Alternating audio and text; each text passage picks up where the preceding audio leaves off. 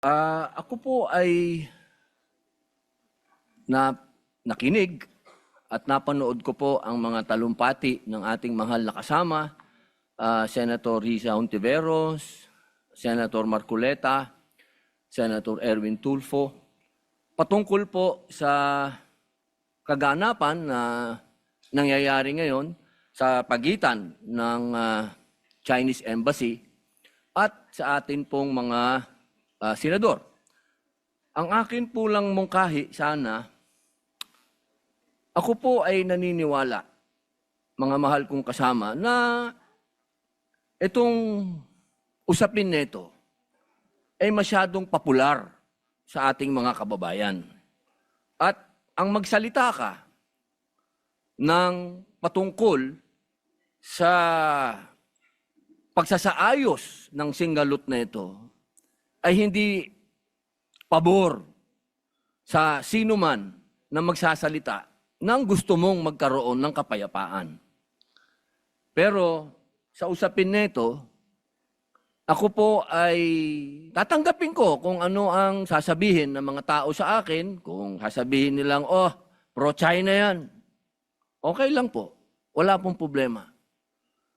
Ang akin pong gustong sabihin sa ating mga kababayan, alam niyo, ang isang bagay, pag hindi natin inayos, pag hindi tayo nagtulong-tulong na maayos, lalong-lalo na sa kapitbahay natin, kapitbansa natin, hindi po ito makatutulong sa atin. Hindi po ibig sabihin na ako'y pumapayag na pagsalitaan ng hindi maganda ang ating mga kasama ng Chinese Embassy, hindi rin naman tama yun. Pero, hindi rin naman po tama na ang isang opisyal natin sa gobyerno, na isang unipermado pa, ay gagawa ng katatawanan o karikature ng presidente ng China. Sapagkat kanina po, habang nag-uusap kami ni Senator Amy Marcos, sabi ko sa kanya, kung yan, ginawa ng China sa ating Pangulo na si Bongbong Marcos, ako'y oposisyon, pero gagawin nila yan kay Bongbong, ay unang-una po ako magagalit. Sapagkat hindi ako papayag na babawin ng kahit na sino ang Pangulo ng Pilipinas. Hindi ako papayag na gawan ng karikature, kahit ako'y oposisyon, na gawan ng ganyan ang ating Pangulo. Sapagkat ang Pangulo ng isang bansa, yan po ang tinatawag nating representasyon ng ating bayan, katumbas ng bandila. Kung ano ang tingin natin sa bandila, yan ang tingin natin sa Pangulo.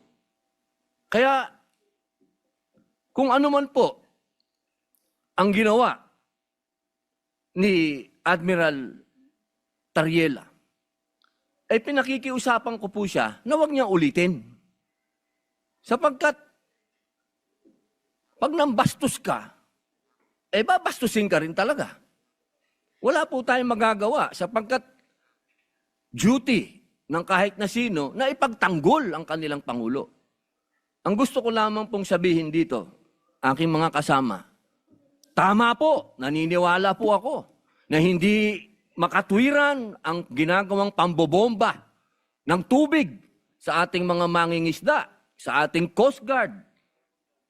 Pero matagal ko na rin sinabi na may budget naman ng Coast Guard, ba't di kayo bumili ng mas malakas na water cannon at gumanti kayo? Hindi naman po pwede na lagi tayo magpapaawa.